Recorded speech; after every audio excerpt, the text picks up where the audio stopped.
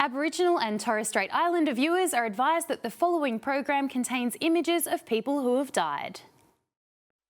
Hi, I'm Cara and I'm here to talk to you about this woman, Edith Cowan. You might recognise her from this, our $50 note.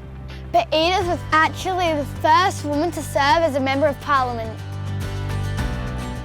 She was born in Western Australia in 1861 and had a really difficult childhood. When she was just 6 years old, her mum died, and 10 years later she also lost her dad, who was sentenced to death for the crime of murder.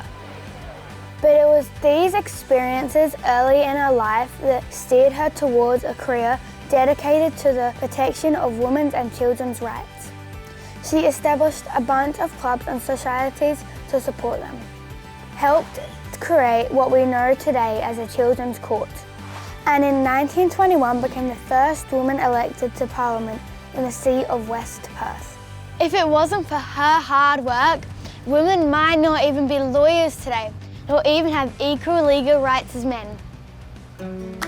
I'm Nadia, and this is Fanny Durek in Manawali. Not so long ago, girls weren't allowed to swim in the same pool as boys, let alone compete in the Olympics. But best friends, Fanny Durek and Mina Wiley, changed all that. The pair were really angry about the rules because they were talented swimmers and wanted a chance to swim for their country, and sports fans agreed. People took to the streets to protest until finally the rules were changed and Fanny and Mina got their time to shine. They competed at the 1912 Olympic Games in Sweden and smashed the competition. Fanny and Mina went on to win heaps of state and national titles, broke a bunch of world records, and started teaching swimming to future generations, leading the way for more girls to take up the sport. I'm Marla, and I'm going to talk to you about Dr. Evelyn Scott. Evelyn was a game changer for Indigenous rights. Her motto in life was, if you don't think something is right, then challenge it. And that's exactly what she did. Evelyn worked tirelessly as one of the leading campaigners in historic 1967 referendum, which was a big vote to change our country's laws so that Indigenous Australians were counted as full citizens.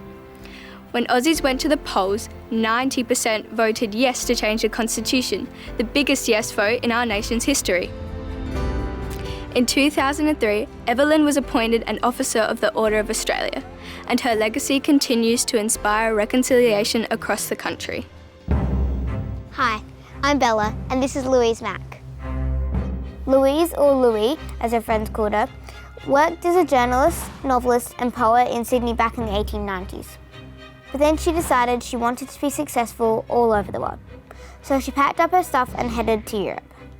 It was there Louise became the first female war correspondent, reporting on World War I for the Evening News and the Daily Mail. She made her way through enemy lines into Belgium and reported on what was happening when the Germans invaded the country in 1914, after all the other journalists fled the area.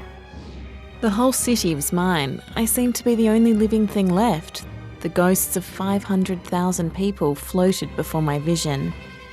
She left days later, disguised as a hotel maid, and escaped with a false passport, making her one of the most impressive journalists around.